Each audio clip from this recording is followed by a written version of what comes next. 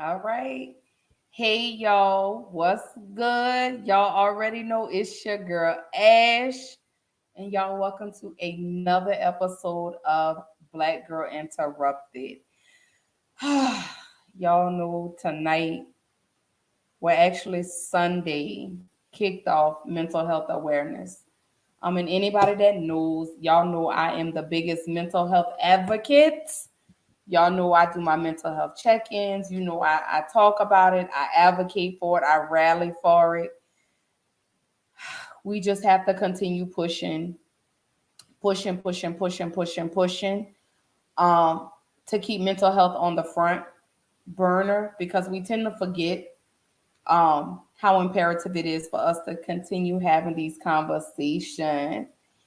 Hey, Azrael. Hey, brother. It's good to see you, babe. We are talking about mental health tonight. Mental Health Awareness Month kicked off on May the 1st. Of course, it's not just a monthly thing. This is something that we do have to talk about on a regular basis. So y'all drop in the comments. Y'all already know how your girl gets down. I always have to do my mental health check-in. So drop in the comments. Let me know how you're feeling today. Today is Tuesday. It is May the 3rd. And let me see this. You know what? Let me play my video. Y'all know this is like my absolute favorite video. Let me play it. Then I want to jump into talking about what's been going on with me these last few days. They just have really not been good. So it was really fitting for me to kick off the month of May with my mental health. So y'all, it's a mental health check-in. Drop in the comments. Let me know how you feeling.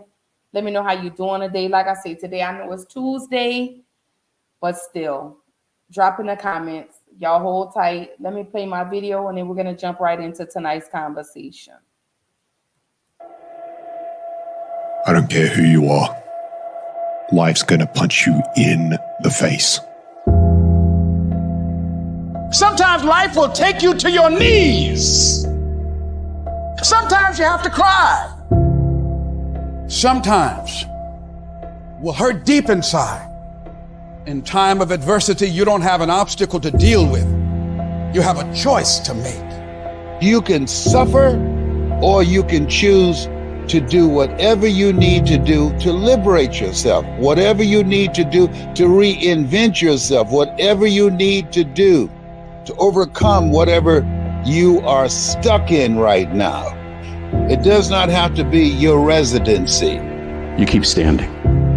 No matter how rough the sea, you keep standing. No matter what, you don't give up. You keep standing. No matter what. You got to be bold in life, ladies and gentlemen. If you're not bold, if you're not standing up inside yourself, if you're not willing to call into being the highest and the strongest that's within you when you're facing life's challenges, life will trample you. But see, when you discover the truth of this goodness, this power that you have within you, that truth will set you free from ever being a victim in life. That truth will enable you to handle things with a level of equanimity that will surprise you. Getting unstuck means that you are going to start living life on your terms, rather than just gliding through every day on automatic. That you have a special power within. That you know that things are going to get better for you. You know that you can handle this. And because you want some different kind of results in your life, you've got to decide that I'm going to go all out.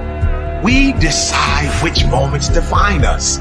Will it be the moment we get knocked down? Or will it be the moment when we get back up? This is when we show the world what we're made of. Listen to me, you can't give up.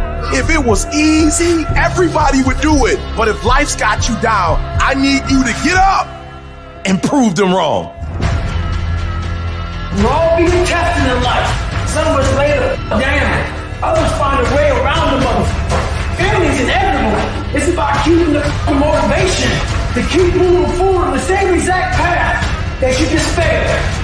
People who operate in darkness, they are relentless. They never stop. And we have to make it our full-time job to fight back. You got to put your foot down. You got to get an attitude. You got to get fired up. You got to get up, look at the man in the mirror and go, this is what I'm doing today, whether they like it or not. I don't give a fuck. Everybody's focusing on the stupidity things that they got on the news. Don't watch the news no more. I give you the real news. You know what the news is about today? You, and how you're going to conquer the world.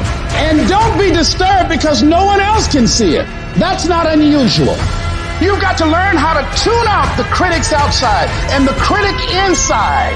You need to change on how you look at those people, what they say to you. You gotta start armoring your mind. Start preparing yourself for what's out here in life. Build confidence. Build self-esteem. So if people talk to you, it doesn't matter. That's great power in adversity. If you're a victim of any kind, make sure you use that to become successful. It's about going that extra step when you feel like you can. That's what builds self-respect, self-esteem, self-discipline, all those things. Learn to not let life hijack your brain. Don't allow all these things to make you a lesser person. You must own your mind. Don't let life own yours. Everybody has a defining moment. Whatever your defining moment is, own it. And say to yourself, after today, I will do whatever it takes to become everything I can become. Raise the bar on yourself. Challenge yourself. Expect things to be great for you because you're going to show up differently. Fight like a warrior and die a legend.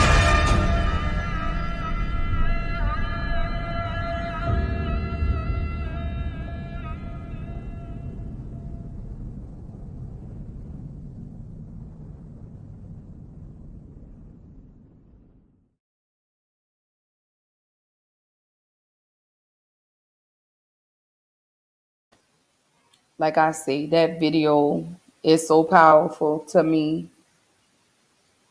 But I want to jump into tonight's conversation. Like I say, I'm still doing my mental health check-in. So y'all just keep dropping in the comments. Let me know how you're feeling mentally. How have you been feeling today? How have you been feeling these past few days, last week, last month? Just let me know how you're doing. So tonight's conversation, we are talking about Mental Health Awareness Month. As many of you know, I am a person that suffers from depression and anxiety. Today was really one of those days. Today was a really bad day for me. These last few days haven't been good for me, And this is why I do what I do. This is why I push and I advocate so hard for mental health. Is because there are a lot of people that really don't truly understand what it's like to be a person that suffers from a mental illness.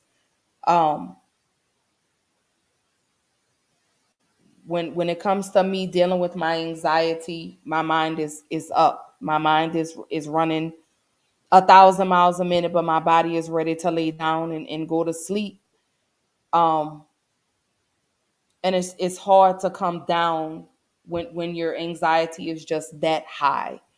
It's very exhausting. It's mentally exhausting. It's physically exhausting. It's emotionally exhausting. And it takes a toll on not just you as a person, but it takes tolls on the relationships that you have with people, Like I say, today was a really bad day for me. Everyone keeps saying, Ashley, how you're so strong, but y'all don't know the battles that I deal with on a daily basis. I don't like to bother anybody. I don't like to burden anybody with my problems because everybody has their own issues. And this is why I come into my space of Black Girl Interrupted podcast, because this is my safe space. This is my space where I'm able to come in and I'm able to release. I'm able to vent. I'm able to, if just for a moment, I'm able to take my mind off of what's been bothering me throughout the day or throughout the week or throughout the month or what's been going on the last 6 months. So I really thought it was really fitting for me to release today, for me to unpack today. A lot of you know, it's been over a year since I lost my father. I just lost my godmother, a woman that was like a mother to me, almost 2 months ago. And those were the two people in the world that I could trust with anything, that I could call and I could talk to them and I could tell them what's going on with no judgment. And today I really felt alone. I really felt by myself, I'm lashing out at everybody around me. My mind is in overdrive. I'm overthinking a lot of things that I shouldn't be overthinking, things that I'm really not shouldn't be focused on, but I am. And I promise y'all I'm not gonna get emotional today. But like I say, when it comes to dealing with depression and anxiety, it's difficult. It's hard. You don't want to put those burdens on anybody. So you really just kind of shut down from the world. And it's hard, dealing with my health and really trying to put all the pieces back together in my life. It's difficult. And I don't like to bother anybody. And I think it's become normal for me to shut down when I'm going through things. But it gets exhausting at times when you're there for everybody and nobody's here for you.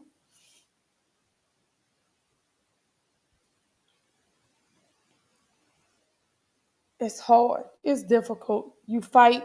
You try to fight. You try to stay strong. Everybody keeps telling you, Ashley, you got to pull it together. But where's my grace? Where is my grace for me to release? Where is the grace for me to just feel the way that I need to feel? You get what I'm saying? So many things have happened to me in these last 2 weeks, but so many doors keep opening for me. I was let go from my job about 2 weeks ago, about a week, about a week, 2 weeks now, maybe almost 2 weeks. And that's cool. I start my new job Monday. My health is just, I'm all over the place, y'all. Just I'm really all over the place. I have to learn how to be able to control my emotions. I have to be able to learn how to deal.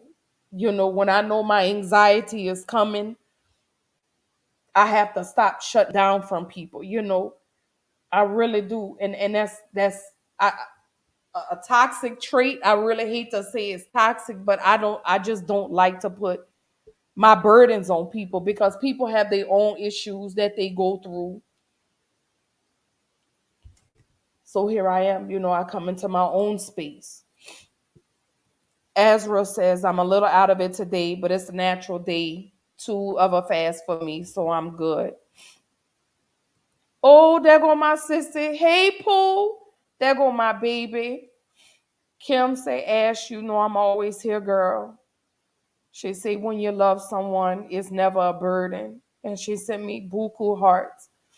And I know, sis, but it's just, that's a natural thing for me to do when I'm going through things is to shut down. Is I shut down from the world because I feel like I'm the only person in the world that understands what I'm going through. And I know that's not the truth. I know that's the furthest thing from the truth. I know there's so many people out here that understand, that know what it's like to grieve the loss. And it not necessarily have to be a family member. It could be the loss of a relationship. It could be the loss of a job. It could just be the loss of yourself. And then trying to pick those pieces back up and you're trying to put everything back together. And you're trying to make things make sense. You're trying to figure out how 2 + 2 = 4. And it's hard. So today, I got up. It was a normal day. I took my daughter to go get her shots today. She needed 2 shots. So I took her today and I was okay. But the days prior to today, my mind has really just been all over the place. I had to get law enforcement involved in a situation of harassment. My dude's ex-wife, people reached out to me and left some very nasty comments on my Instagram page. So I had to get law enforcement involved. And it's just like, let us be. We happy. Let us be. Then it's Mother's Day is coming. I don't have the best relationship with my mom. I pray for that. I pray to have a better relationship with her. My godmother, she's not here. It's so many things, so many losses, so many L's that I've taken. It's like, when am I going to catch a break? I'm starting to have flare-ups again. I was diagnosed with lupus. A lot of people don't know. I didn't put it out there, but yes, I have lupus. So it's all these changes that my body is going through, my mind is going through, and I just don't understand why me? Why me? Of all people, why me? What did I do? And I found myself questioning. Then it's like, who can I call and talk to about this? Everybody has their own things going on. And I love you too, baby. I promise I do. And I know you get it. I know you do. It's just, I just don't like to bother nobody. But then it's like, my boyfriend is like, you have a block up. You have to remove that block. You have to allow. But it's like, every time I allow people to get close to me, every time I try to be open with people, or it's like they just never have time for me. So I just learned to just shut down. I just learned just to be quiet. I just learned just not to say anything and just hold it all in. Today I was trying to burn my sage, and my sage wouldn't even stay lit. And I don't understand. I don't know if it's the energy that's around me. I don't know. But I know I've got to collectively pull it together. I know. And I appreciate that, sis. And it's a struggle for me. Every day it's a struggle. It's a struggle every day for me to be better than what I was the day before. And that's all I strive to be, is to be better than what I was the day before. But I had to come in my space today. I had to, like I say, Mental Health Awareness Month has started May the 1st to May the 31st. But I don't want this conversation to just be a one-time thing, because mental health is real, especially in the Black community. We don't seek the therapy that we need. We don't have the resources that need to be accessible to us. We don't have that, and that's unfair. But we also need to remove the stigma when it comes to mental health. So jumping right on into it. Here we go.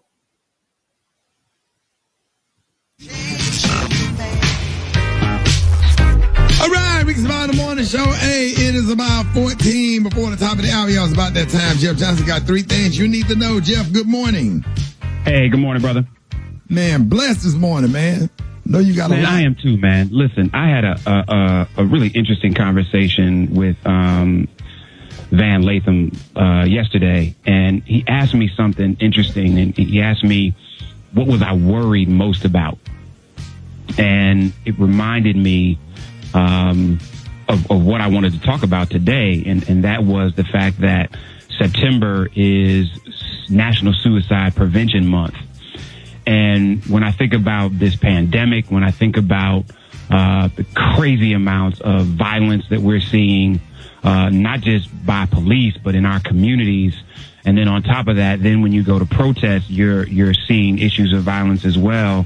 The level of stress and anxiety that is on our folks. And Rick, what's interesting is there's not a lot of people talking about the fact that Black men and Black boys, Black young people in particular, have the highest rates of increased suicide of any other groups. Wow. And from 2016, and again in 2018, the national data showed that children ages 5 to 11 that were Black had the highest rate of death by suicide.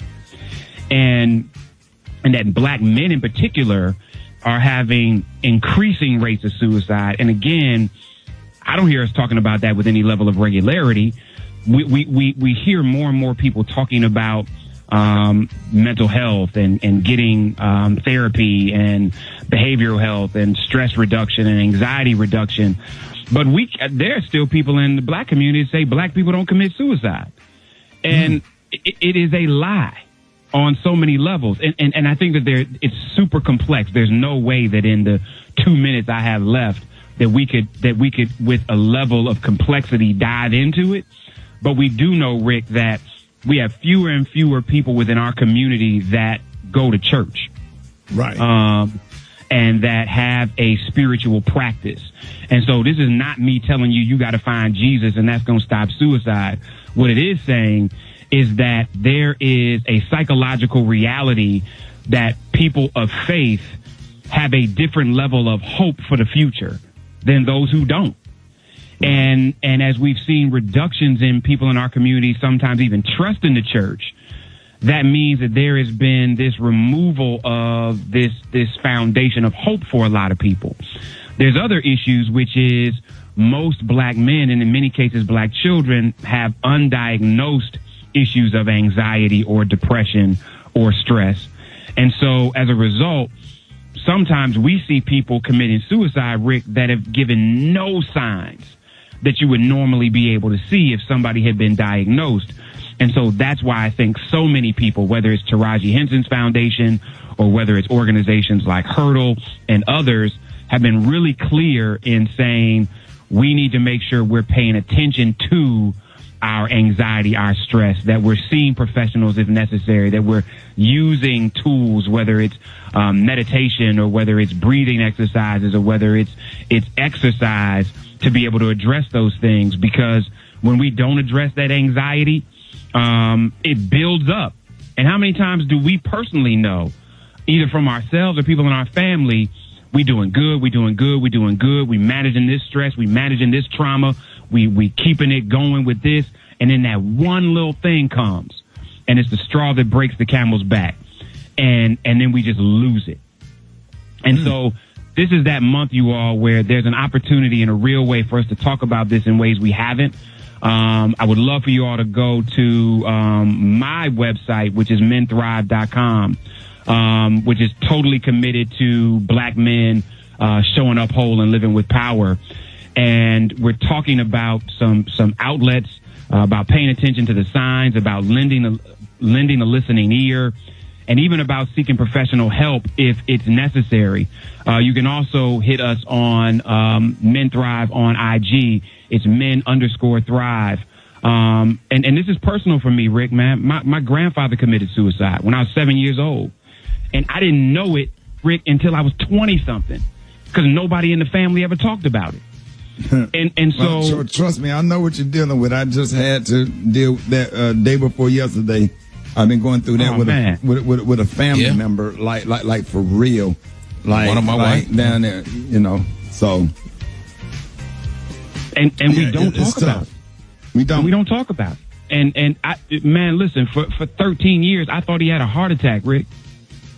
And when I did find out about, I talked to one cousin, another cousin, nobody knew. So listen, y'all can hit me on men_thrive on IG or Jeff's Nation. Let's continue this conversation, cause it's affecting so many of us, but it's affecting us in private. Absolutely love y'all. Y'all have a fantastic Thursday, y'all, and a good rest of the week. And I'll talk to y'all on Tuesday.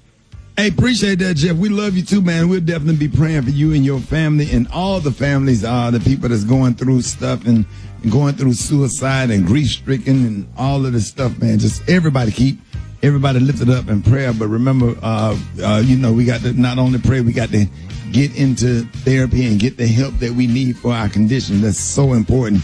Coming up next, man, we got songs that stay in your head all day, and we got Eva's Corner. You don't want to miss it. Ricky Smiley Morning Show. All right, so I want to talk about that. I want to address mental health. I want to address how suicide is on the rise, especially in the black community, especially with our black men. We have our black men that are committing suicide at alarming rates, and no one cares. No one cares. No one, and I get it. Life gets in the way. But it takes all of 10 seconds to send a text message to someone just to say, hey, how are you doing? I'm checking on you. You have people that show the signs of being suicidal. And he said, You have some that don't show signs. I remember, my 3 suicide attempts. I remember them like they were yesterday. I wanted to die. When you get into those holes, those dark, dark, dark spaces, it's hard to come out of those spaces. Because it's like you see the light, you just can't get to it. And it's like, how much more are you gonna put on me? How much more am I gonna take? How much more am I gonna keep going through before I reach my breakthrough? Some people don't make it long enough to get to their breakthrough.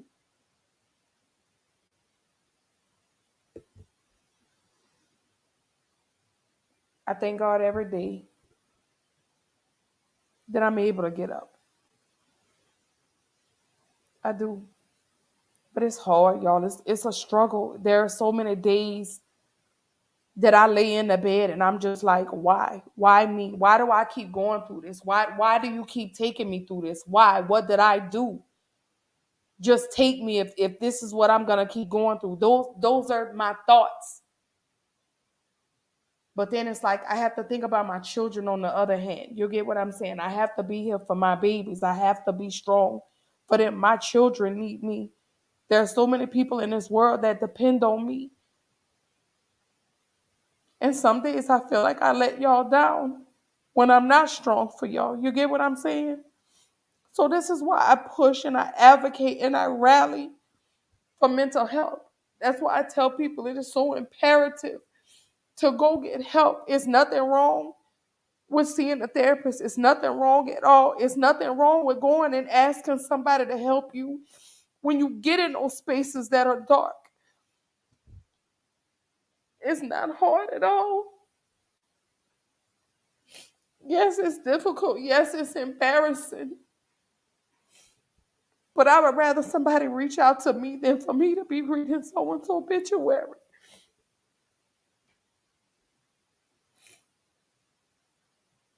Y'all just don't know.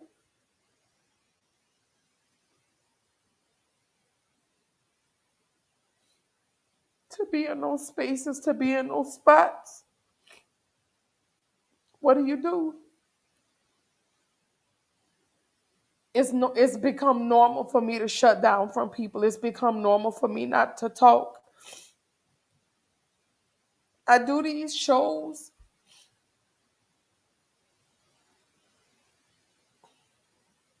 to heal somebody.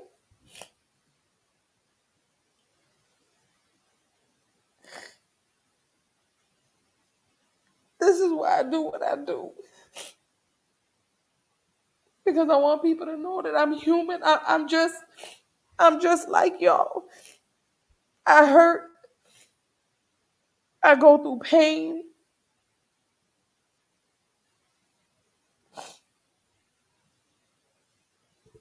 We have to learn to stop being so selfish. Like I say, check on your people. You just don't know what people are going through. You never know. People could be smiling on the outside, but really dying on the inside, And this is why, like I say, this is why I had to come on here today. I have to vent. I have to release. I have to let go. Because I had the worst anxiety attack today. I had the worst anxiety attack. I haven't been able to really eat the last few days. My mind is all over the place.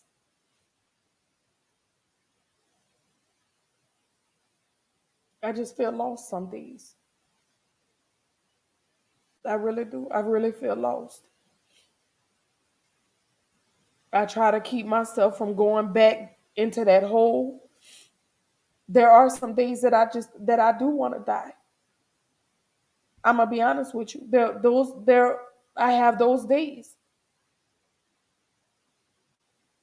But then I have to think on the other hand, I have people I have to be here for.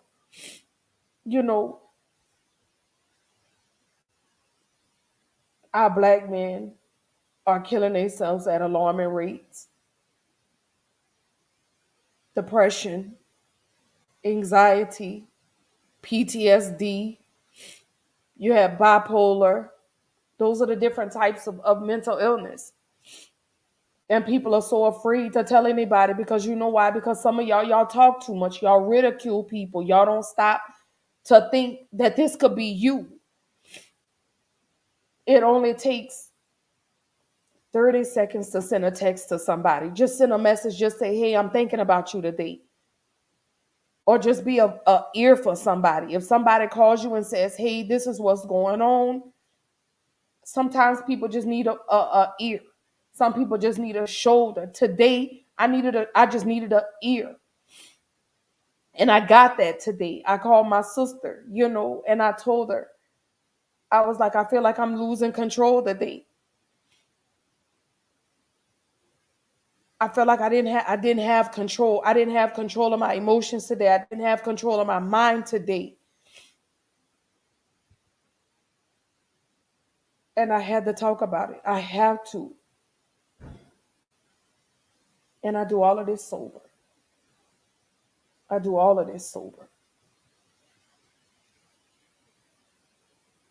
I don't, y'all. I don't like to burden people. I don't like to call and bother people with my problems. I really don't. Even though y'all say, Ashley, I'm here. And I think it's like I say, it's because I've been burned so many times. I've been hurt so many times. I've opened up to people. There go my cousin. Hey, baby. Hey, BB. Oh, I look way better than what I did earlier today. Hey, Diana. There go my baby. It's good to see you, honey. And BB, you know I love you too. I'm proud of you. Everybody, I want people to know how proud I am of y'all. Even if it's something small that you did today, I'm proud of you. I'm proud even if you got out of the bed today. I'm proud even if you brushed your teeth today. I'm proud even if you comb your hair today. If you put clothes on, it doesn't matter if they mismatch. I'm proud of you today.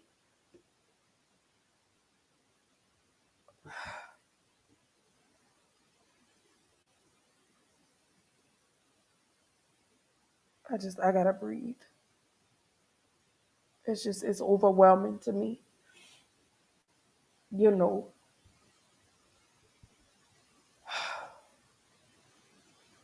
I gotta pull it together for this show tonight, y'all. I gotta be strong for this show tonight.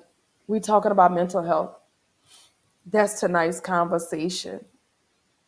I love you too, Brenda. BB says, because you're amazing, because God has things that he needs you to do. It's okay to have your days. I will always catch you when you fall. And I'm here anytime you need me. It doesn't matter. I'm always here. I'm always here to pour into people. But people also have to understand and respect boundaries also. Welcome back, Azrael. I'm glad you back. And there go my brother. My brother say, believe me, I can relate.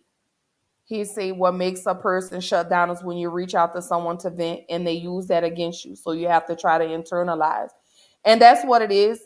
It's like when I tell people about my suicide attempts, they're like, oh, well, I had one person tell me, I will not mention a person by name, but I had a person tell me life could never get that hard that I would try to take my life. If you've never walked in my shoes, don't judge me. Because there were times that I was a pill away from ending my life. There were times that I was a drink away from just drinking my whole entire life away. I had those times. So you can't judge anybody if you've never walked in anybody's shoes.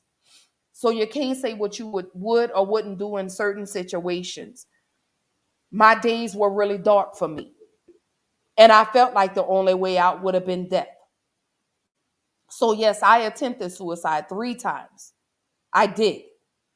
And I'm not ashamed to tell anybody that because this could be someone else's story. You get what I'm saying? And I talk about this all the time. I advocate for mental health. I push for the health and well-being of Black men and Black women, Black boys and Black girls, because we're losing our Black men to suicide. We're losing our Black women to suicide. And no one's taking it seriously. No one's advocating. No one's pushing for this. This is not the topic of conversations, but these are things that we need to keep talking about. We need to remove the stigma when it comes to mental health. Just because you have a mental illness doesn't mean you're crazy. So I wish people would stop saying that. Stop telling people that they're crazy because they're depressed or they suffer from anxiety or they suffer from post-traumatic stress syndrome or you have someone that's dealing with postpartum depression. It doesn't mean you're crazy. Start making it normal and creating safe spaces for people to be able to vent and talk without judgment. Stop using people's vices against them. You get what I'm saying? That's why I tell people all the time, you can't hold my past against me because I walk in my truths now. I'm a testimony for somebody. You get what I'm saying? And this is why I get on here and this is why I do these shows. This is why I talk about what I talk about. Because these are my personal struggles. This is my journey. This is my path to healing. You get what I'm saying? This is my reminder every day of my purpose, what I'm here to do. So this is why I do what I do and why I keep doing what I do. I know, big brother. I know it. I know it. I know it. But y'all have to understand, for me, it's difficult for me because you know why, brother? Because the very same people that told me that they would be here for me turned around and walked away. So Miss Diana says, for me, it really helps when I remind myself that my best looks different every day. Some days my best looks like tackling on my to-do list. Sometimes it looks like getting out of the bed, taking a shower, and picking up fast food for my kids. And that's all I got. Both extremes were the best I could do at that time. And you know, Diana, that's the way that I feel. You know, if I'm able to get out of the bed and brush my teeth, then I've done something productive for the day. Because I do have those moments where I just want to lay in the bed. I don't wash my face. I don't brush I just lay there. I just lay there. But when I get up and I go look in the mirror, I have that good cry. I have that cry. You'll get what I'm saying? I give myself that grace. I have that cry. I have that shouting moment. I have that moment where I just cut my music on and I cut it up as loud as I can and I sing as loud as I can just to keep going, just to push myself through the day.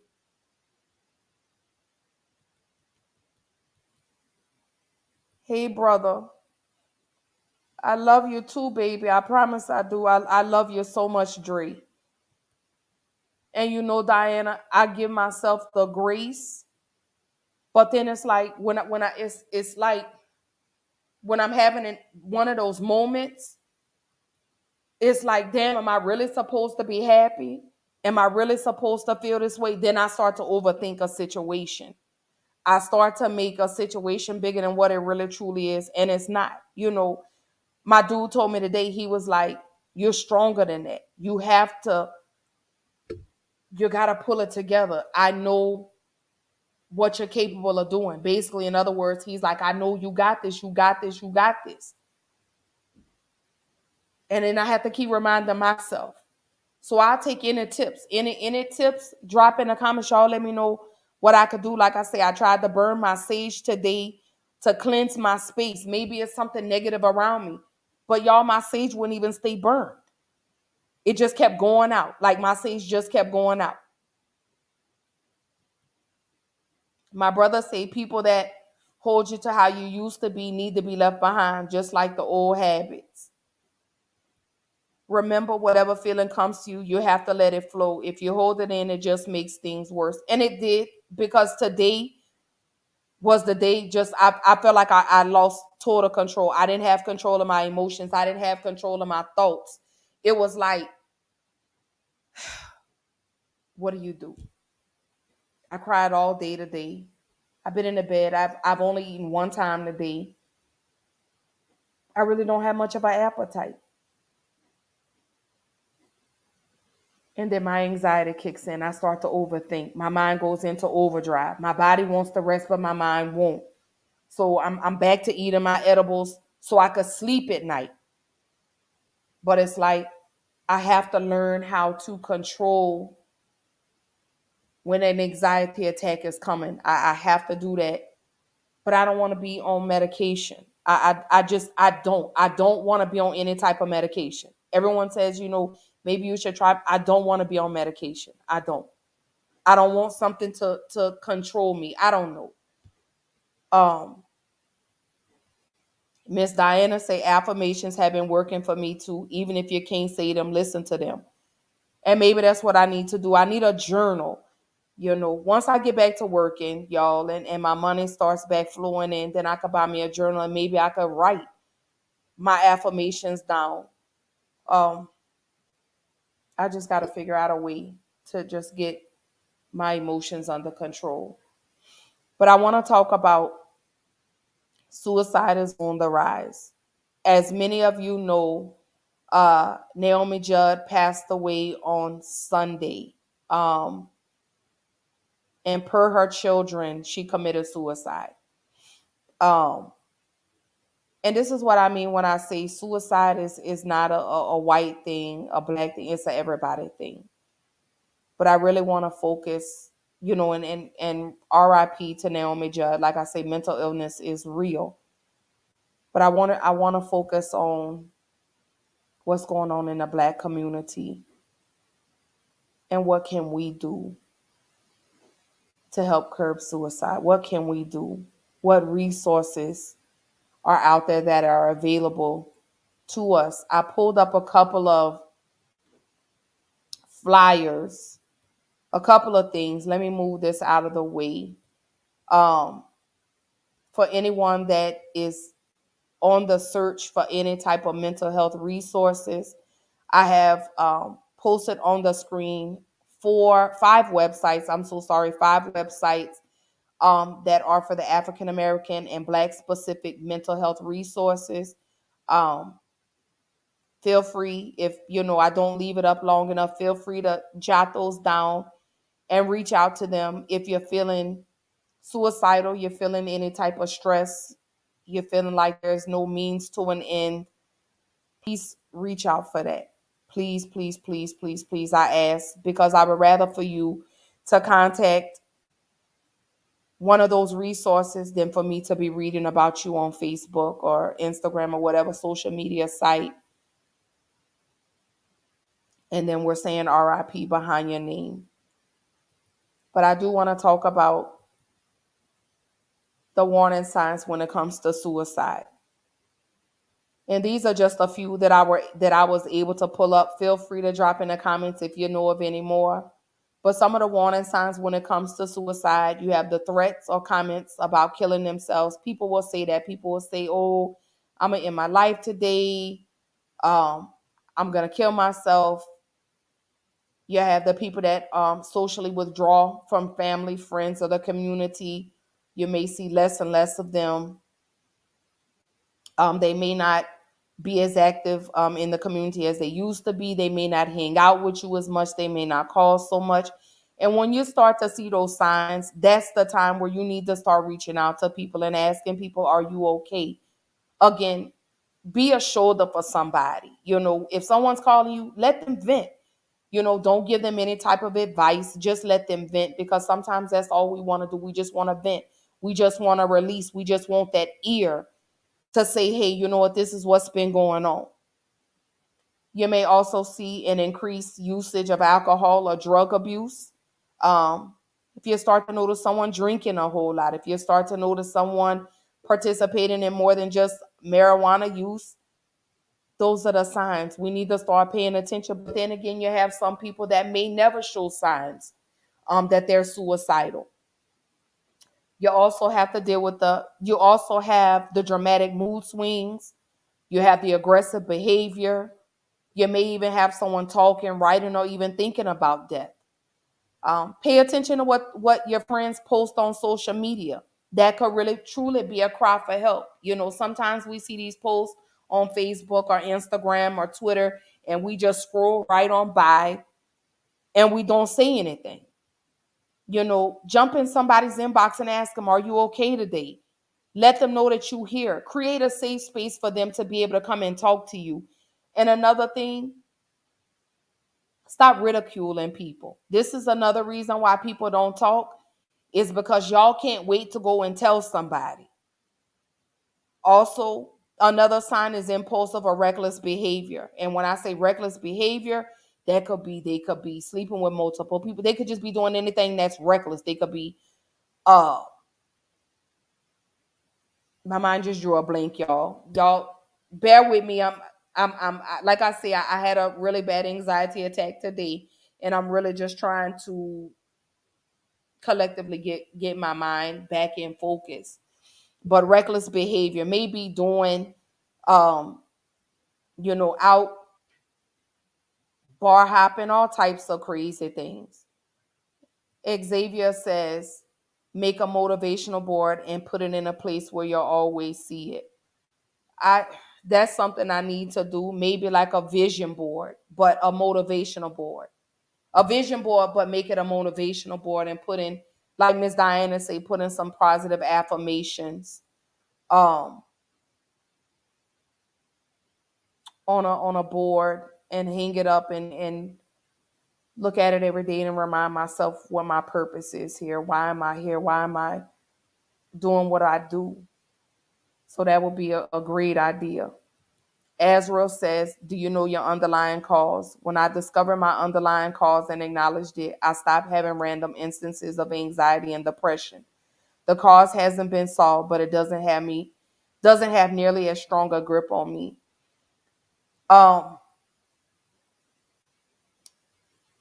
When it comes to me and my depression and my anxiety, my brother say reckless behavior. So my underlying cause, I haven't really completely put my finger on it. But I think I know some of the things. Mother's Day is coming. That's first and foremost. My finances aren't where I want them to be or where they need to be. So I worry about that. Still dealing with everything in regards to my father. Here we are, a whole year later, and I'm still dealing with it.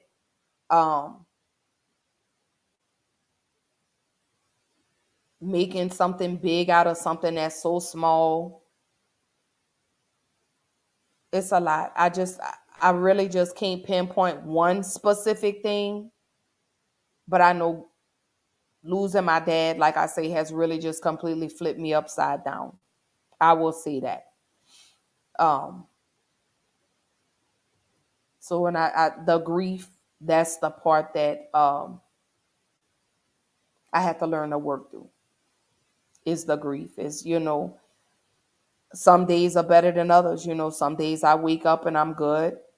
Some days I wake up and I'm just like, I don't want to do anything. I just want to lay here.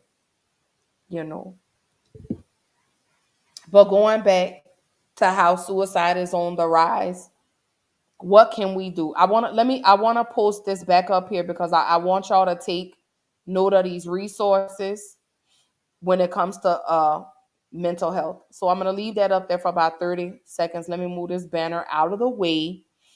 But I want to move that out of the way. And these are things for African American, specifically mental health resources. So you have the Black Emotional and Mental Health Collective. You have the Black Girls Smile. You have the Steve Fund. You have Therapy for Black Girls. And then you have the African American Mental Health. And those are websites that you could go to. A couple of them I have checked out. The Therapy for Black Girls, I really truly like that one. I think well, let me not say I think, but I know I'm going to start to utilize those more. These resources to help me get through and be able to deal with my mental health issues. And I also want to say Black mental health does matter. So I do want to put that up there. I want y'all to know Black mental health does matter. I want people to know that it's okay to seek therapy. I don't have anything against prayer because God has gotten me through so many things, but sometimes prayer is just not always enough, and that's one of the things you have to stop making people feel bad about. Stop telling them, oh, therapy, oh, how is a therapist going to tell you what's going on in your life? They may not tell you what's going on in your life, but they give you the foundation. They give you the tools on how to deal with what you have going on and how to deal with those issues. That's what a therapist does, a psychologist, a psychiatrist, whatever you want to call them. That's what they're there for. They're here to help you get through your days. They're here to give you the tools for you to utilize on what to do in certain situations. So if you are having those moments, this is what I recommend that you do. Of course, you always want to put your spin on it. You always want to put your little twist on it. You want to adjust it to you, to what's going to be comfortable and comfortable for you. And that's what you do. So I push and I advocate for people to go seek mental help. Go get the help. Don't let nobody tell you differently, because no one's walking in your shoes. No one knows what you're feeling from day to day. No one understands that. So can't nobody tell you how you're supposed to feel. Can't nobody tell you, oh, you should feel this way on this day. You know, I tried the grief groups. You know, I really truly did. And it just didn't work for me. It did not work for me. It didn't. You know, I don't want you to tell me how I'm supposed to feel on this day. Don't give me a timeline when it comes to grief. Don't give me a timeline when it comes to my feelings. Let me feel the way I feel today. If today is a sad day for me, allow me to be sad. If tomorrow's a great day for me, allow me to be great tomorrow. If Friday is a day that I'm going to be angry, allow me to be angry. Don't tell me how I should feel from day to day, because I don't know how I'm going to feel from day to day. You know, now if you ask me tomorrow how I feel today, then I could tell you. But right now in this moment, I'm all over the place. I'm trying to really pull everything back together. You get what I'm saying? That's where I'm at right now mentally. I'm mentally trying to collectively pull everything back together. I'm trying to get back focused. I'm trying to pour all my energy back into the safest space that I created for myself. You know, and it's hard some days. It's hard to get in front of this camera and talk to y'all. And I know I'm dying on the inside, or I know I'm not having a good day. But it's like when I get up here and I'm talking to y'all, it's like y'all have become my support group. Y'all have become my family. Y'all have become the people that are like, you know what, Ash, you could do that. You could do this regardless of what type of day you're having. Y'all give me the positivity that I need throughout the day. And that's not to say I need it all the time, but it's good to hear. You get what I'm saying? It's good for someone to come and tell you, hey, you're doing a great job. I'm proud of you. We need to hear that from time to time, you know.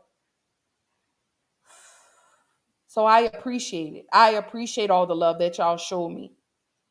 Hey, big brother, he said, glad to see you back in the saddle. It's hard, but I'm fighting. I'm fighting to pull myself out of this hole. I'm fighting. And I know I'm going to come out victorious. I know I can't lay in it. I know I can't lay in it, or I'm going to start smelling like the shit I'm trying to shake off. So I appreciate that. Miss Diana say, check out your job health insurance. A lot of times they offer free counseling sessions. Yeah, the employee assistance program, the EAP, with those, depending on your employer, some of them offer anywhere from 3 to 5 free sessions per issue. But I believe it's a cap. You can only do so many throughout the year. So you really kind of have to space it out. But EAP became my best friend. When I was able to get that, that's how I found my therapist, was through EAP. And I love it. I advocate for it. I rally for it. I push for it. I tell people all the time, man, take advantage. If you got EAP through your job, I advocate for that. So one of the questions that I have tonight is, why are we not discussing mental health? Why is this not an important conversation? Why is this only a conversation when someone commits suicide? Then we talk about it, and then we no longer talk about it anymore. This is why I do my mental health check-ins on every show that I do. Because I don't know what each and every last one of y'all is going through right now. I don't know if you are a bill away from getting your lights cut off, if you are $20 away from not being able to buy groceries for your home. I don't know. But this is why I do my mental health check-ins. This is why I push, and again, this is why I advocate for mental health, because somebody's going through something. You get what I'm saying? Y'all are just afraid to talk about it. Y'all don't want to talk about it because, again, people can't wait to use that against you. So y'all hold it in. You don't talk to anybody until you reach your breaking point, and then you explode. And then people are trying to figure out what's going on, or why you didn't talk. Why didn't you say anything? But I want to know, why are we not discussing mental health? Why is it such a taboo conversation when it comes to the Black community? I never understood that. You know, we see in the Caucasian community, there's buku resources. They talk about it, they address it, they sit down, they go to therapy. But us, on the other hand, in the Black community, we don't. We don't talk about it. We tell people, oh, ain't nothing wrong with you.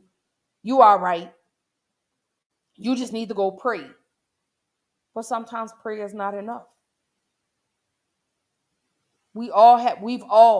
Every person that is tuning in, every person that I follow on Facebook, Instagram, Twitter, any social media account that I have, has gone through something. Everyone has gone through a dark moment in their life. But why are we not talking about it? Why are we not discussing it? Why are we not having forums for the Black community where we're addressing mental health and what we could do collectively as a community to help the next person? You get what I'm saying? Because like I say, a simple phone call, a simple text, a simple whatever could change a person's whole day. A phone call. We've gotten so, what's the word I'm trying to find? We've gotten so out of touch with checking on people. And I get it. Like I say, life gets in the way. I totally understand it because it's happened to me. I'm guilty of it. But why are we not posting stuff and saying, hey, let's do a mental health check-in. How are you feeling today? Hit me up if you need me. Why are we not creating these safe spaces? That's what I want to know. Why are we not advocating for this? If we could sit and we could advocate for everything else, we need to really get out here and we need to push for mental health to be on the forefront in the Black community. Do y'all realize and understand that our Black men are committing suicide at higher rates? They are, if I'm not mistaken, I want to say the statistics are showing Black men are committing suicide at 30% higher rates than any other race. White, Latino, Asian, Black men. I want to say it's like 20 or 30% higher. Black men are committing suicide. And we're not talking about it. We're not discussing this. No one's saying, you know what, Ash, let's get together. Let's do a forum. Let's do a mental health forum. No one's doing that. Y'all can post foolish stuff on your social media, but post something in regards to mental health. I don't care if it's a, hey, if you're contemplating suicide, dial this number. You know, post the suicide number. Matter of fact, let me put it up here real quick. Let me put it up here for y'all. I just don't understand why are we not doing this? Let me put this up here real quick. That's the number. Let me move this banner out of the way.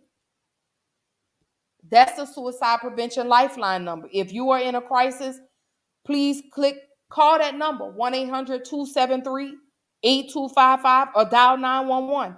If you feel like you're contemplating suicide, please get to your nearest emergency room. Please call a crisis counselor. Call somebody to help you. Call a friend, somebody. It takes one share, y'all. We have to do our part in the community to curtail the suicide in the Black community.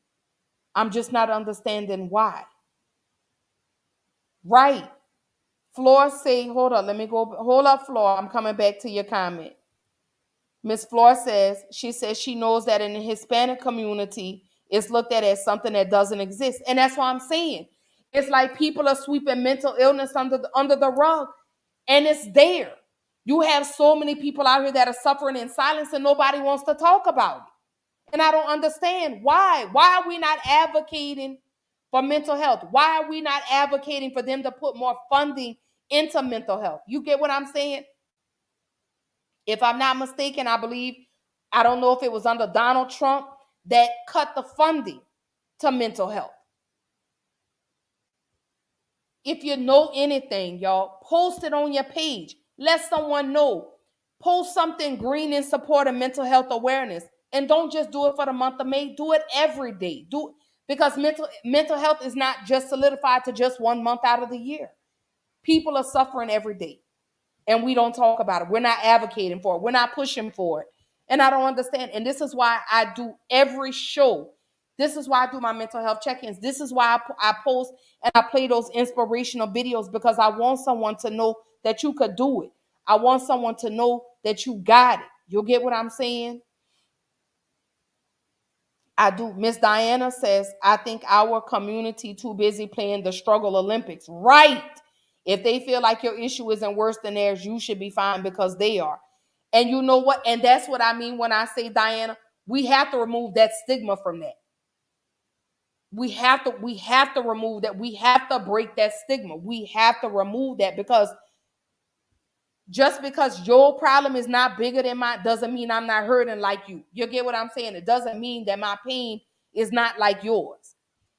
Right now, and I'm gonna put it on front, y'all. Like, I have had no income coming into my home since March. I was out on medical leave with no pay. But I still get up and I still pour into people. I still get up and I try to be strong for people. But it's like, at the end of the day, who's going to be strong for me? You know? And then I have to start setting the boundaries. Because when I feel myself starting to get drained, then I pull back. But, you know, back to what you were saying, Miss Diana, like you say, the struggle Olympics, you know, it doesn't matter how big or how small the issue is, it still hurts all the same. Pain is pain, regardless of how it is, regardless of how big or how small the issue and the situation is. And then too, Miss Diana, a lot of people, and like I say, I know life gets in the way. I know time gets in the way. You know, we get caught up in our home life. I understand that. But if you could sit and you could post foolishness on Facebook or Instagram or Twitter, that 30 seconds, reach out to somebody. Maybe somebody you hadn't heard from in a while. Hey, girl. Hey, man, I'm just checking on you. Just want to make sure you're good. I didn't want nothing. You never know. That could make someone's day. I could reach out to you today, Miss Diana, and be like, Diana, how you feeling today? And you could be like, you know what, Ash? This is what's going on. And that was all you needed, was just somebody to open that door for you to feel safe to walk into and be able to speak and say, what's been going, how you been feeling today, or how you been feeling the last 2 days, or maybe even the last week, or maybe even the last month. You'll get what I'm saying? So we just have to start creating those safe spaces for us to talk. Let me put that back up there. And maybe start hosting something once a month. Hey, I think what I'm gonna start doing once a month, I'm gonna hold a forum, a mental health check-in. And it's just going to be just a forum for everybody. Just come and you dump all your problems. How you feeling? What can we do to help resolve, to get you through that issue, to get you over that hump? So I'm going to make and take the challenge of doing that. So once a month, I'm going to start hosting my mental health forum. It's going to be at the end of every month, where we just recap. What was your month of May like? You know, if May wasn't good, how was April for you? You may be still holding on to something from April that you want to talk about. So I'm going to pledge, and I'm going to start doing that once a month. I will go live and everybody jump in. Everybody get on the camera and let's talk. Let's heal. You know, let's discuss what's bothering us. What can we do together as a people to help this person get over the hump? You get what I'm saying? So I'm going to take the challenge, and I'm going to do that. And I challenge everybody, if you're going through something, let's talk about it. Because it's very imperative that we push and we keep mental illness on the forefront. We got to push for that. We got to advocate for that. There's so many people that have lost loved ones to suicide, but nobody's talking about it. It's, oh, okay, I'm so sorry. And it's a hug and a pat. and then they go on about their life, and the person is still left to deal with the pain. So this conversation tonight was absolutely fitting. Miss Diana say, "Oh, girl," she say, "even our babies are depressed. The adults are telling them that they are soft and they don't have a reason to be depressed, then acting shocked when these babies are committing suicide. We got to start listening to each other, but especially our babies." You know what, Miss Diana? I said that on one of my episodes, and I said, parents, stop telling your children that they don't have problems, because they do. Do you not understand and do you not realize how big social media is playing a big part in our children's everyday life? These kids want to be like what they want to mimic, like what they see on TV. They got the stress of they got to pass these standardized testing in order to be able to go to the next grade. Then you got the parents that are putting the stress. They're dealing with bullying. So I'm right there with you. Stop telling children not to be depressed, or that they don't have a reason to be depressed, because they do. The pressures of society is weighing heavily on our children. Our children are trying to live up to the expectations that these parents have set for them. You know, that's the problem. Is we have to stop telling our children that. Like my daughter, and I could talk about this. My daughter deals with depression and anxiety. And hers, I was the root of her problem. Her father was the root of her problem. And so my daughter became a cutter. My daughter started to vape. The reckless behavior. Like I say, let me go back to that banner. Let me go back to that when I say the signs to look for when it comes to suicide, the impulsive or reckless behavior. My daughter started to have the dramatic mood swings. She started to smoke. She started to vape. She started to talk about committing suicide. So I had to pay attention to that. You know, a lot of people are like, oh my God, oh my God. Yes. A lot of people, remember I did an episode with my daughter, and my daughter admitted on live camera, unscripted, that she had started back cutting again. So I'm human just like y'all. I go through everyday problems like everybody else. Oh, yes. Shout out to the Black Male Podcast. That is my brother, y'all. Big brother Will. Let me tell you, if y'all are not tuned into his show every Tuesday night, baby, y'all is slipping. Go give my brother a subscribe. Go give him a sub right now. The Black Male Podcast. When I tell you he talks about some dope shit on his show, I can't wait for us to do our collaborations. Y'all know y'all have seen me and Big Brother Will do some shows. I cannot wait for our collaborations again, because, baby, it's going to be fire. It's going to be so intense. Good to see you, brother. Thank you, thank you, thank you. Miss Diana say, it used to be bullying was left at school. Social media got the bullying following them home. Can't escape. And that's what I mean when I say it used to, like you say, Diana, it used to be at school. You know, they would send you little letters, or they would meet you at your locker. Now they get on social media. They're bombarding you on your Instagram. They're bombarding you on your Facebook. They're sending you messages, and then no one's doing anything about it. I look at the 10-year-old little girl, Isabel Tishner. I don't know if anybody remembers this beautiful little girl. She was just as cute as she want to be. 10 years old and committed suicide. The mom had been to the school. She had been letting them know that they were bullying her daughter. They were making fun of her. And Izzy Izzy had autism, I believe. I believe she had a form of autism. And she was being teased at school. Teachers didn't do anything about it. School district didn't do anything about it. A lady that I worked with when I lived in Atlanta back in 2006, her son was 7 years old and was being bullied. Mom had been to the school. Mom had gone to the superintendent. They teased him. They told him, oh, he was gay. They called him the F word, all types of things. And this baby at 7 years old hung himself. 7 years old. His 4-year-old little sister is who found him hanging in his closet. Suicide is real, y'all. I just don't understand, why are we not pushing mental health to the forefront? Why are we not discussing this? Why is this not the topic of our conversations? Why are we not reaching out to people? Hey, how you doing? Send a mass text to people. Hey, this is so-and-so. Just want to check on y'all. Hope everybody's good. Why are we not discussing this? I really don't understand. The Black Male Podcast says no real values or structure being given to our youth. Right.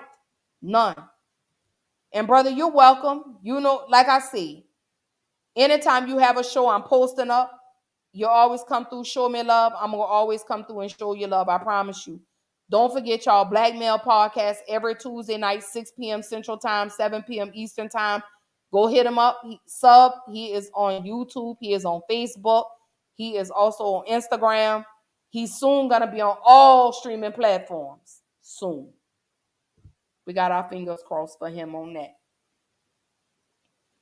So I want to know, drop in the comments, why are we not discussing mental health? Why is that not a topic? Because this goes on every day. This is something that happens every day, but we have to do our part as well. What can we do to remove the stigma that comes to mental health? That's another thing we need to address. So y'all know I got a little video, and here we go. How can we change the stigma?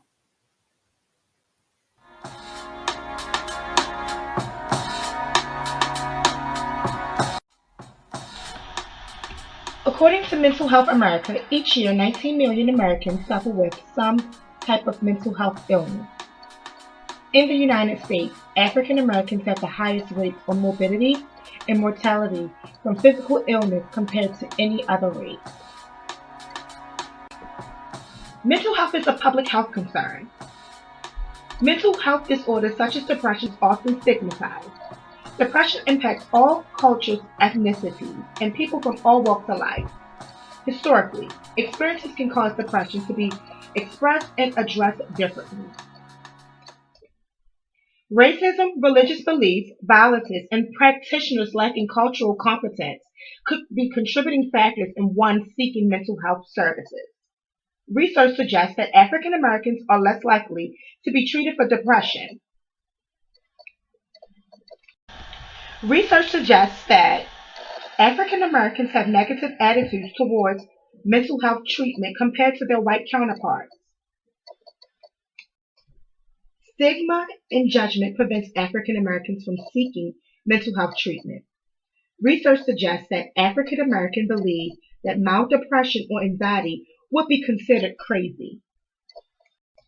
Not to mention, having a discussion about mental health treatment in an African American household could be offensive and not accepted. Despite progress, racism continues to have an impact on mental health of African Americans, not to mention negative treatment and mistrust of authorities who have been perceived as not having the best interest of African Americans. During slavery, mental health illnesses often resulted in frequent abuse, which forced many slaves to disguise their mental health issues, and which can contribute to the perpetuating myths about mental health illnesses. Within the African American community, often one may pray before seeking mental health treatment.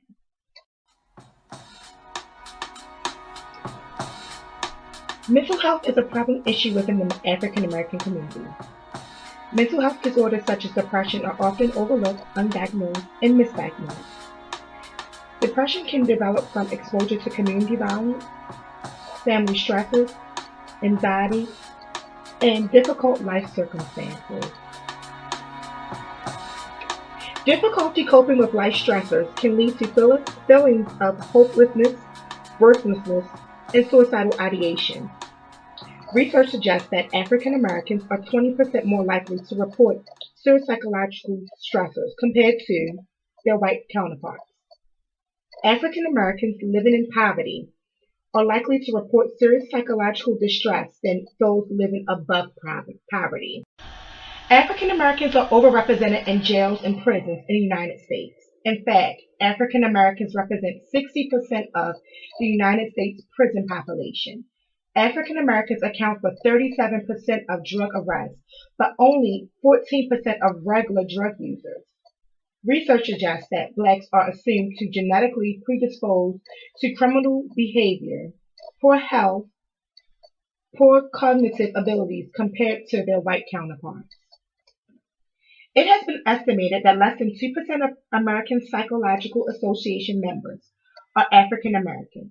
Often, many fear that mental health practitioners are not culturally competent to addressing their mental health illnesses.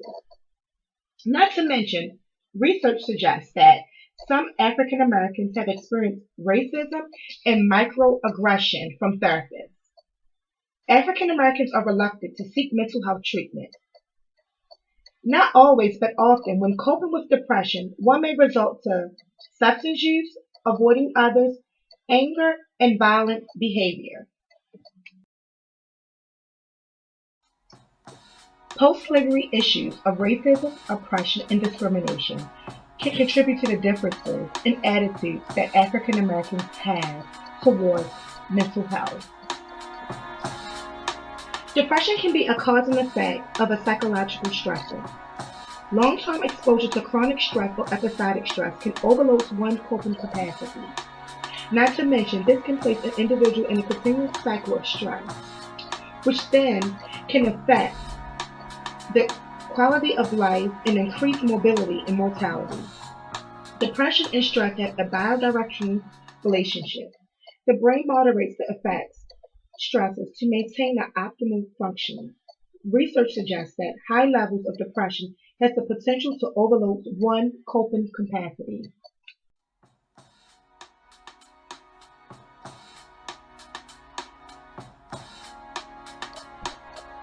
Lack of cultural competence poses many barriers for individuals seeking mental health treatment. Appropriate treatment for depression is essential. Without proper treatment, mental health conditions can make day-to-day life harder. To make progress in linking African Americans to mental health treatment, we must first end the stigma by increasing mental health awareness in African American communities. Increase the number of African American mental health professionals. In addition, have a greater understanding of working with African Americans. Increase education in the community, in particular the faith-based community. Lastly, further research so we can develop the best evidence-based practices with working with African Americans in depression.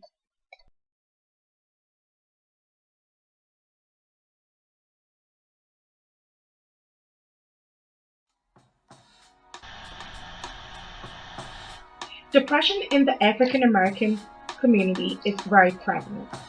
Historic trauma can attribute to one being reluctant to seeking mental health treatment.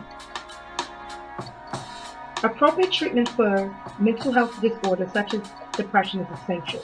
We must end negative stereotypes about African Americans seeking mental health treatment. We also must understand that African American culture should be considered when treating one with a mental health diagnosis.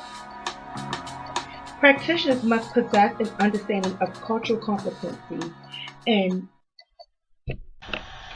there's much diversity amongst African Americans. However, institutional racism is a form of oppression, maintained through the reliance of white norms. The lack of African American mental health professionals and those lacking cultural competence may be problematic. We must take strides to address this issue.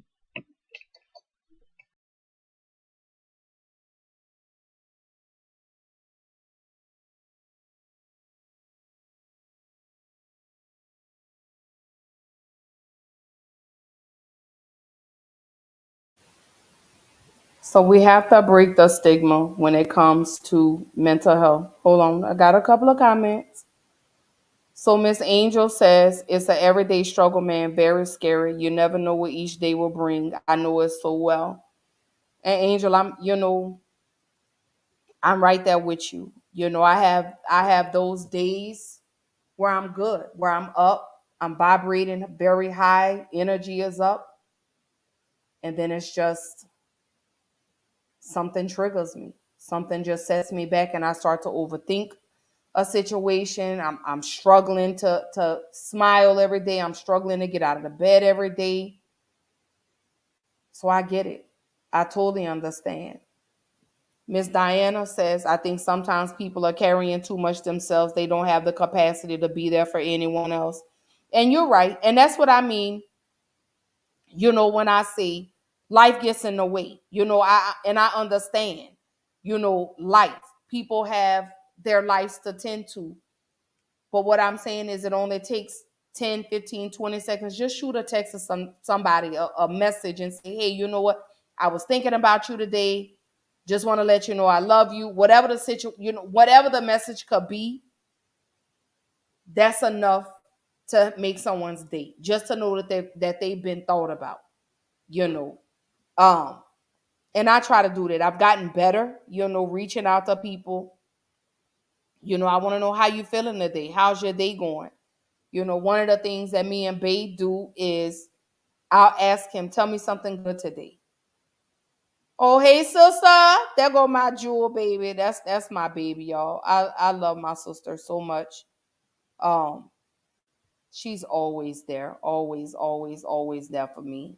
Even on her bad days, she still has the energy to encourage and uplift and empower me. So shout out to my sister, Jewel. But back to what I was saying, you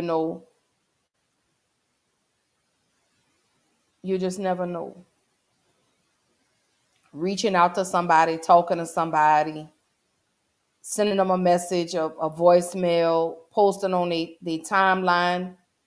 Just let them know, because that can make a person's whole day. Because again, you don't know what a person is going through. You don't know how a person is feeling. And and I'm with you, Miss Diane. I'm gonna put your comment back up.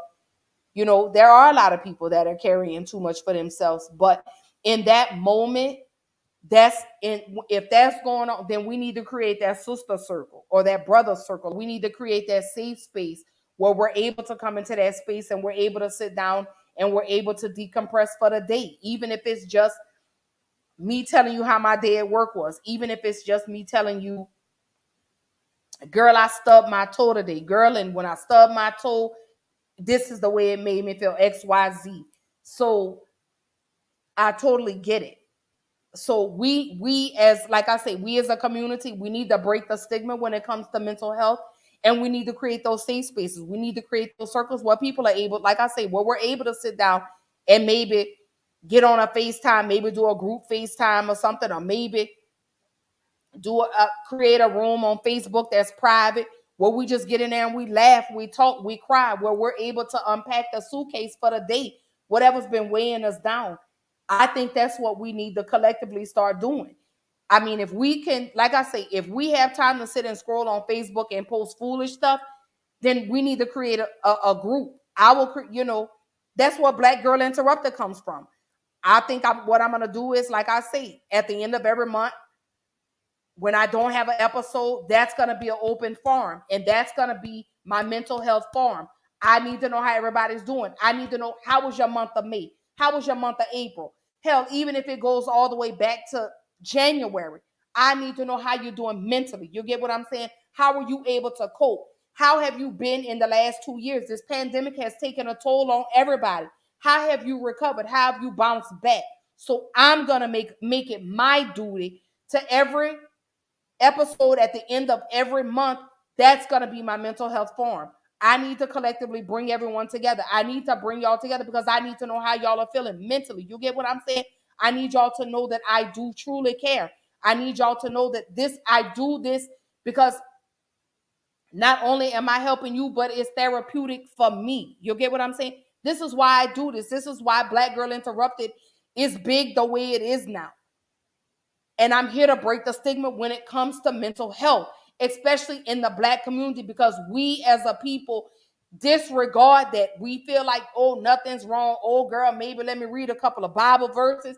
And again, I'm not saying God don't work, but we need to have those sister circles. We need to have those brother circles We need to have the black woman, black man circles where we sit down and I'm like, man, black man, this is what's going on with me today. And I need my black man to be able to feel safe to unpack with me. So I'm challenging everyone. Again, my first mental health forum is going to be at the end of May. I'm challenging everyone to come through and let's decompress. Let's unpack those suitcases. Let's get on the journey to healing. You get what I'm saying? I'm feeling better today because I've gotten in front of this camera, y'all, and I've talked to my family and I've unpacked with y'all and I've told y'all what I've been going through. You get what I'm saying? I'm not ashamed to tell nobody because someone could share the same story as me. Your journey may be different, your struggle may be different, but the pain is all the same. So this is why I do what I do. This is why I get up here day in, day out, and I do my mental health check-in at the start of every episode because someone may need that inspirational video that I posted today. Someone may need for me to encourage them. Somebody may need for me to empower, uplift, and let them know you could do it. You got it. Don't worry about what nobody has to say. Get up and you could do it. I believe in you. And sometimes that's all it takes is that one person to say, you know what, I believe in you. You got me. I got your back. And they really truly show you that they believe in you. You know, that they're showing you that they believe in you. They're showing you that they got your back. They're showing you that they support you. They're showing you, hey, I could be that ear. That's what we need to get back to doing. That comes the village. You know what I'm saying? We need to get back to the village mentality again. And I cannot stress this enough. We have to break the stigma when it comes to mental health, when it comes to mental illness. Everybody keeps saying it's a white thing. No, baby, it's a black thing too. It's a purple thing. It's a yellow thing. But it's affecting our black men. Our black men, like I say, they're committing suicide at 20 or 30% higher rates than white men, Asian men, Latino men. We're ranking number 1, y'all. So what can we do?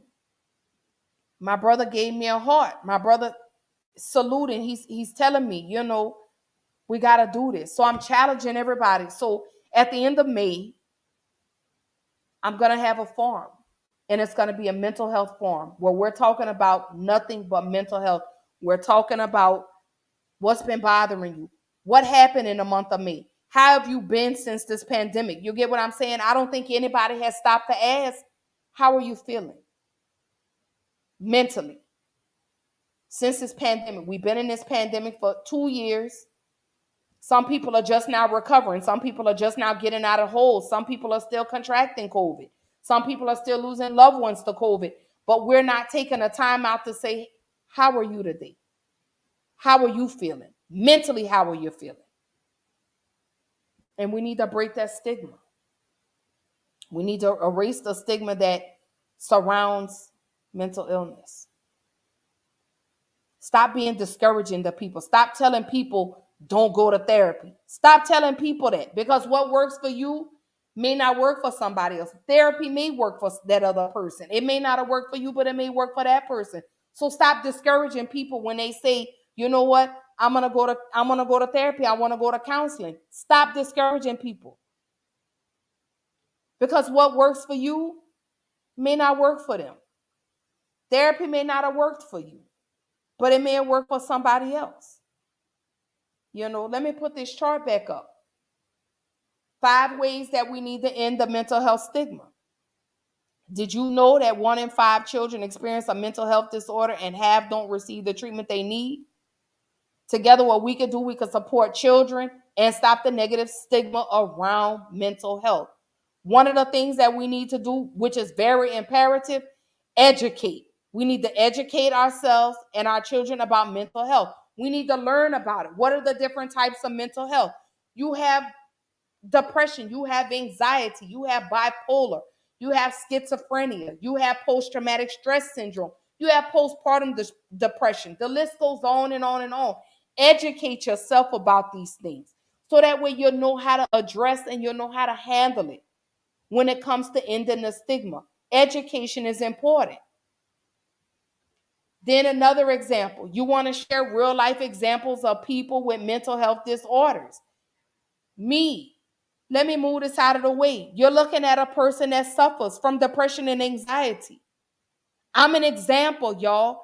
I'm letting you know what I go through on a daily. Yes, I'm all smiles and pictures and all of that, but behind these smiles, it's a lot of pain. It's a lot of tears that I go through. And I share that with y'all because I want y'all to know that it's okay. That's why I do what I do. This is why I get up here and this is why I do what I do. Another thing we could do, we need to explain mental health has a range of symptoms. Everybody's symptoms are not the same.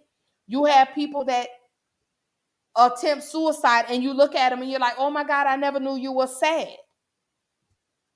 Some people never show signs. Some people, like my brother say, they internalize it. They hold a lot of that in. And guess what? Because they don't have a safe space to turn to. They don't have anyone to talk to. They don't have anyone to vent to. They don't have anyone to unleash to. And we got to change that. We got to fix that, y'all. We got to fix that. We need to listen to and support others with mental health concerns. And that's what I mean when I say if a person is reaching out to you and they're saying, you know what, I'm not having a really good day, listen to them. Because that's a cry for help. In other words, they're telling you, I need help. I'm struggling right now. I'm in a dark place. Can you help me out of this dark place? Even if it's just the ear, even if it's just me talking to you, even if it's just me unpacking to you and I'm telling you how my day was today. Sometimes that's all we need. Sometimes we don't want the advice. We just want your ear. We just want to be able to say, you know what? This is what I'm going through. You know, this is how my day was today. Then you also, another thing you want to do, you want to share stories of overcoming mental health disorders. So you want to show somebody, you want to be the testimony. You want to show someone how you made it, how they could defeat their demons. That's what you want to do. But like I say, it's very imperative that we educate. Miss Diana says, if you could get a medical physical as well, sometimes depression isn't situational, it's a chemical imbalance. If that's the case, lifestyle change, diet and exercise, or medication could really help. Right. But you know, Miss Diana, and that's what I mean when I say everything works differently for different people. You know, medication may help. When it came to me, I didn't want medication. You know, my doctor prescribed me 2 depression meds. I didn't want that. You know, maybe it would have helped, but I chose not to do it because I didn't want to be codependent on medication to help me out this funk. You know, and you know, like I say, different strokes for different folks. Everybody's, like I say, everybody's situation is different. And like you say, it could be a chemical imbalance. Mine, on the other hand, comes from trauma, suppressed trauma. That's where mine comes from. You know, living in chaotic situations, internalizing chaotic situations, internalizing a lot of things that were told to me. And it's just a matter of me being able to unlearn those behaviors and being able to get control of my emotions, me being able to control me being able to control only what I can control and let go of what I can't control, if that makes sense. So that's my issue is when I feel like I don't have control of a situation, I start to overthink. It starts to take a toll on my mental, and then I start to lash out at the people around me. I start to push people away because I feel like no one understands what I'm going through. And then too, I haven't even explained to tell them what's going on, you know. So that's a wall. That's a block that I have to work on removing. So that's, you know, that's my spill, you know, is the trauma, you know, the PTSD. And I'm still working on it. I'm a work in progress. I pray every day just to even be better than what I was 30 minutes ago. And if I can make it 30 minutes or I make it an hour, I make it 2 hours, I'm good. You know, I've done very well. And I pat myself on the back when I'm able to get out of those dark spaces. Miss Diana says, exactly, medication for mental health is stigmatized as well. But the thing is, if being able to take insulin for your diabetes is okay, then taking medication to regulate your hormones should be okay. Just explore all your options. And I have, when it comes to me, I would like to write, but one of the biggest issues for me is when it comes to writing,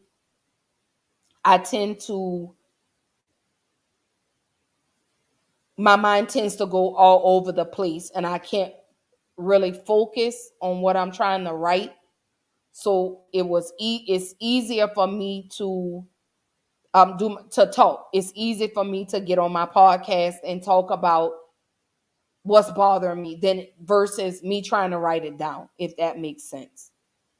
Like I say, I've tried to write, but my mind just tends to go to other places, and it may take me 2 or 3 days to write down how I was feeling in that particular moment. So I opted not to do Medicaid. I opted not to. Like I say, my therapist, wanted me to. My primary care physician, I got the medications filled. I just won't take them. So that's my little scenario on that. And like I say, I don't knock anybody that takes medication for their mental illness. Some people need it, some people don't need it. I don't know. But I know for me, I wanted to deal with it sober. I wanted to deal with it with a straight face, a straight head, a level head is maybe what I'm trying to say. That's the way I wanted to be. So all I want to do is I just want to be happy. I want to come out of this funk that I've been in these last few days.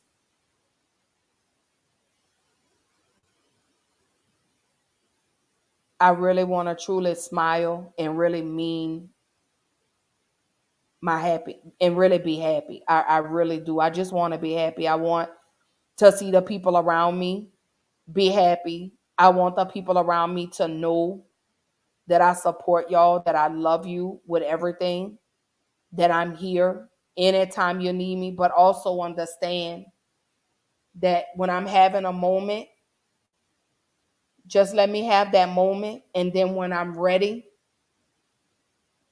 just be supportive for me. When I'm ready to talk, when I'm ready to get off what's been on my chest, just allow me that moment. Just give me a few moments to come out of it, and then I'll be ready to talk. Because I've noticed that in those moments, when I'm having an anxiety attack and I'm trying to talk, it's almost like it's like it gets worse for me. And I think I just need to take a step back and breathe and then push through. But shout out to my sis BB for talking me through my anxiety attack today. I appreciate you. I love you so much. She did. She talked me through my anxiety attack. It was bad, y'all. It was really bad for me earlier today. I still have a little headache. Hopefully I'll be able to sleep and really rest tonight. So that way I can get back on the horse and ride again, But I just want to be happy. I want to see, like I say, I want to see the people around me happy. I really, truly, genuinely want to be in a better space. I really do. I'm proud of myself for just even getting up here today, because I wasn't going to even do it. Tonight's conversation was something totally different. But I say, I've got to address mental health awareness. I have to address mental illness because I suffer. And I'm pushing so many people away from me because of it. So I got to work on that. Not one person that I reached out to today has made me feel unsafe. Not one person that I've spoken to today has turned me away and said, you got to deal with that. They've all been so supportive of me today. Shout out to my sisters. Shout out to my man, my children, my viewers. Y'all always come through for me in the clutch. Always. Y'all always come through for your girl in the clutch. Always. Y'all keep me going. Y'all push and y'all let me know that it's okay for me to feel the way that I feel. But you also tell me, I'm going to let you cry today, but tomorrow it's about solutions. So I appreciate y'all for that. I appreciate y'all pushing me and telling me, get up, push through. You got this. Miss Diana says, no judgment. At the end of the day, as long as I can log on here every weekend, you say, hey, baby, whatever you got to do to get through, you got all of mine. And I think everyone here support. And I do. And this is why I get on here. And that's why I say it's easy for me to come on here and talk to y'all and say, man, this is what's going on. Y'all, I had a bad day today. And sometimes we need that. You need someone to get up here and say, you know what? Okay, Ashley, now you done cried today, but what's the solution for tomorrow? What are we going to do tomorrow to get you over the hill that you ran into today? And that's all I want to start seeing is people showing that support. You get what I'm saying? Letting people know that you support them, even if it's just a kind word, even if it's just a comment, even if it's just something as much to say, you know what, girl, I love you.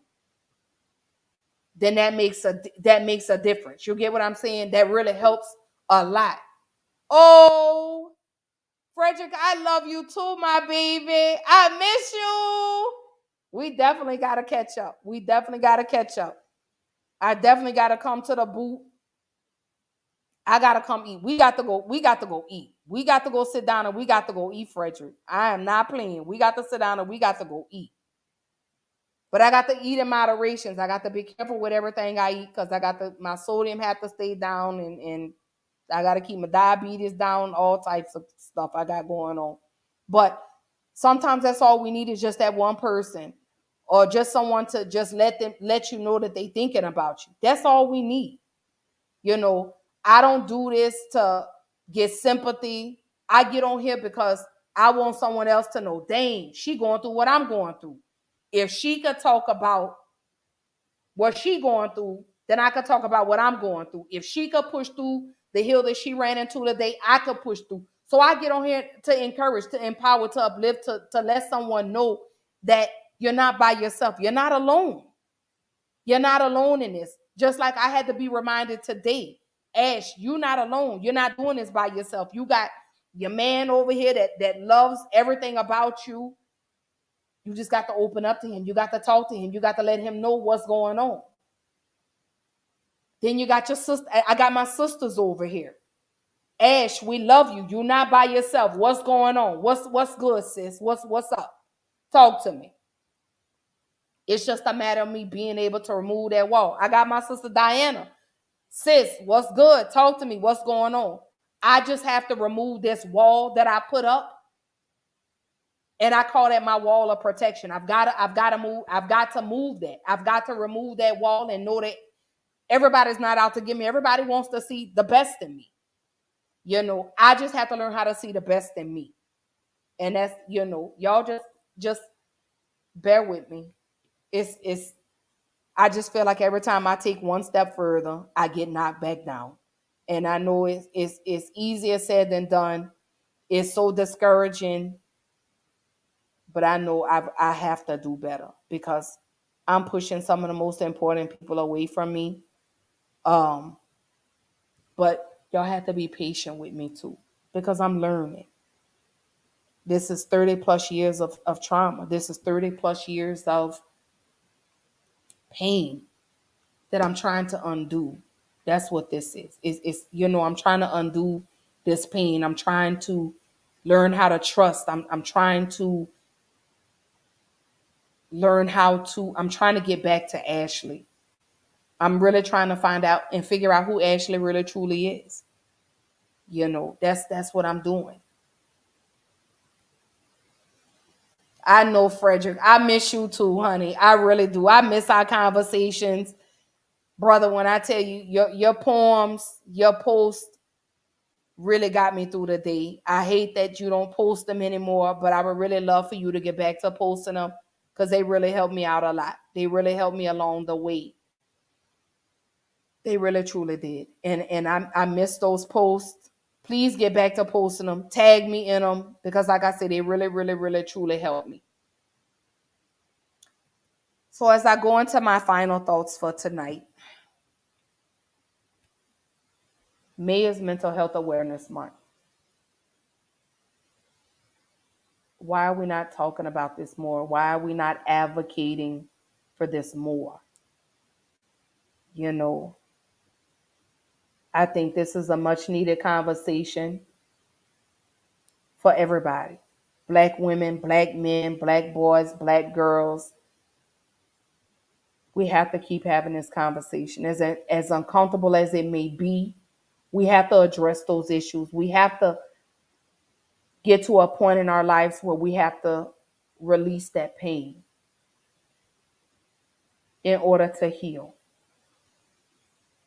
I advocate and I rally for mental health because I'm the face of depression. I'm the face of anxiety. I've dealt with it personally. I have people around me that have dealt with it up close and personal, that have lost loved ones to suicide. I know people right now that are contemplating suicide. I know people right now that are in the struggle. I know people right now that are fighting to get out of that hole and they don't know what to do. They don't know which way to go. So this is why I push and I advocate for mental health. This is why I push for us to have these conversations. This is why every episode I do a mental health check-in. I never start an episode without asking how you're feeling mentally. I never ask. I never do that because I need to know how you're doing. I need people to know that if no one has told you today, I love you today. I care about you today. I care about your mental. I want to see you make it. May is Mental Health Awareness Month. Don't let May be the only time you address this. Because mental illness is happening every day. Suicide is happening every day. Not just the month of May. Hence, I have on the green in support of mental health. I love y'all. I really do. Whatever it is that you're going through, we can make it. We could get through this together. Anything y'all need, we're going to get through it.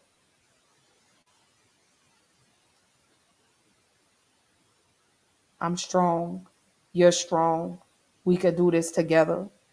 You're not on this journey alone. You're not by yourself. You're not suffering in silence.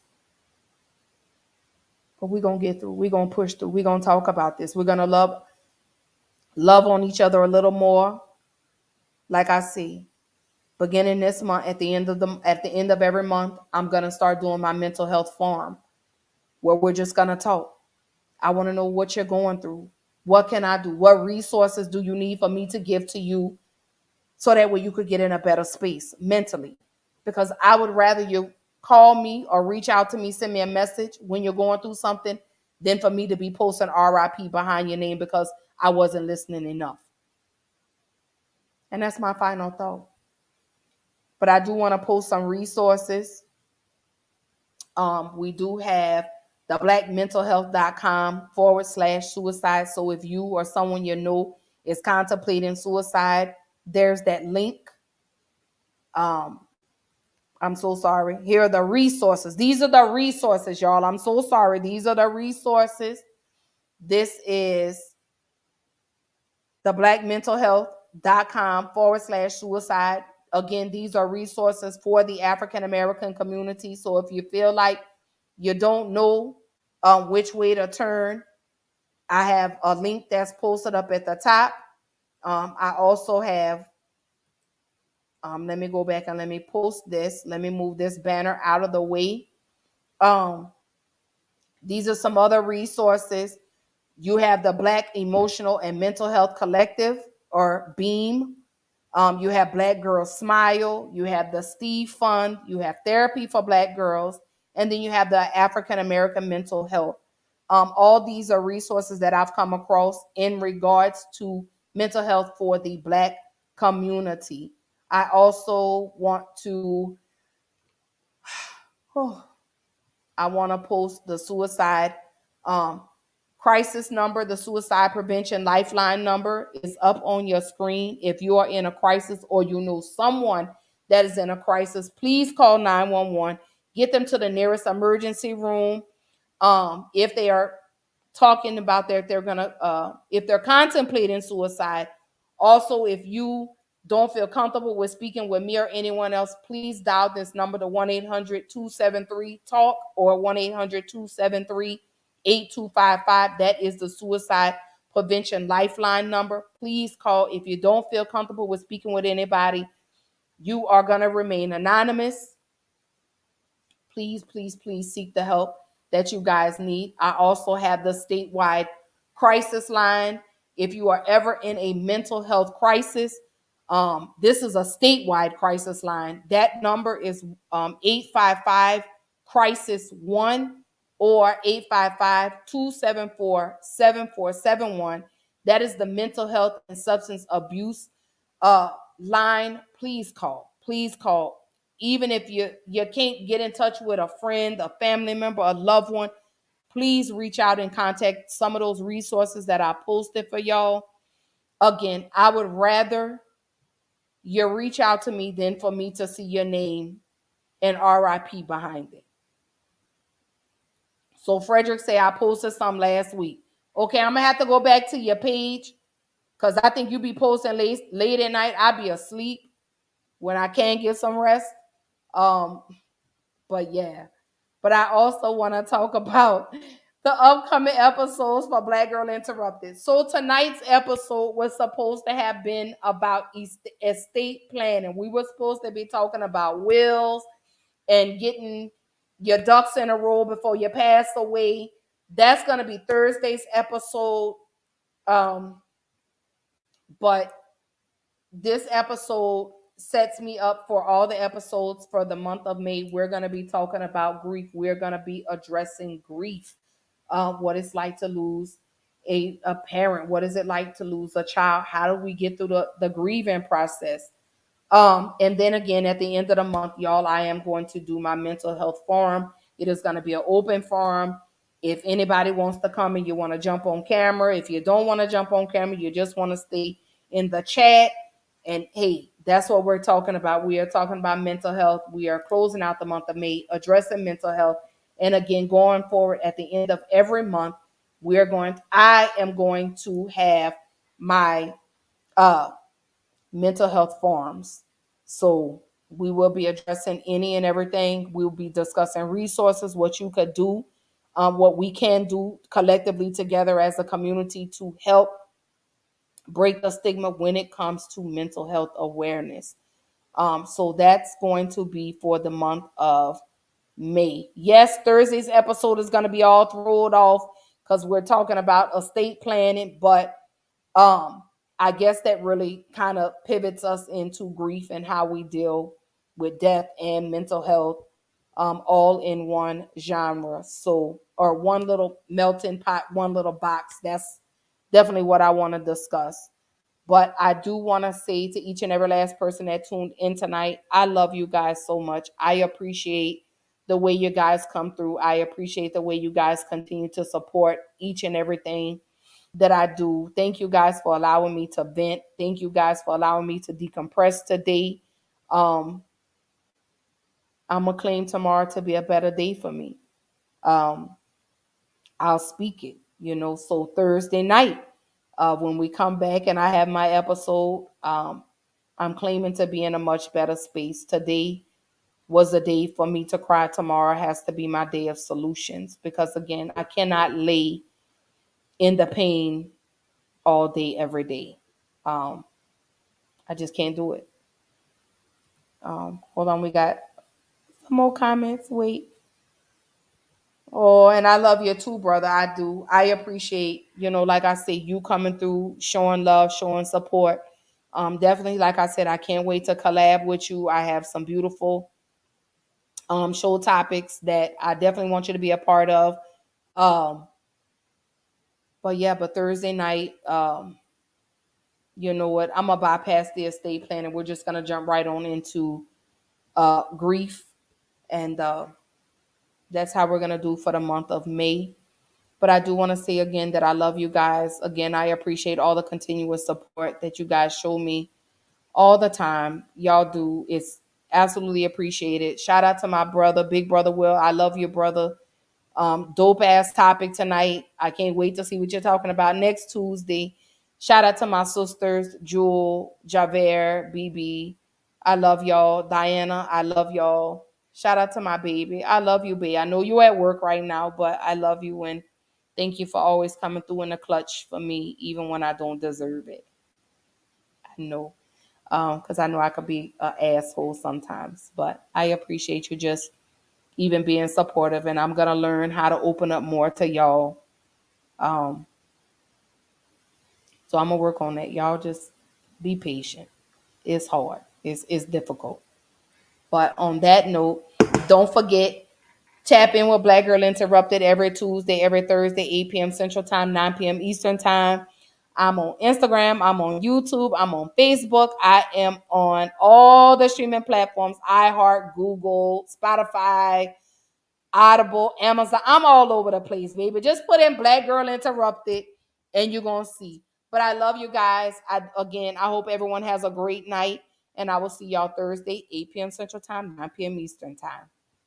Good night.